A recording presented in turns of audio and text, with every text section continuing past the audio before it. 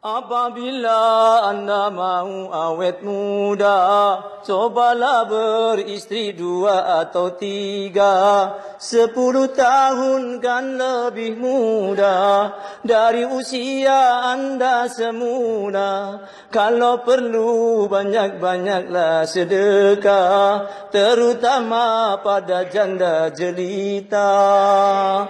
Bagi yang sudah tumbuh uban di kepala, punya istri 2, tubuh tambah perkasa.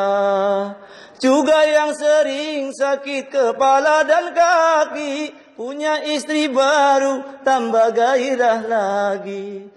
Kalau mau mendengar nasihat saya, pasti anda akan melihat hasilnya. Istri pertama bukan jaminan bahagia, tapi adanya pada istri soliha. Kalau mau mendengar nasihat saya, pasti anda akan melihat hasilnya.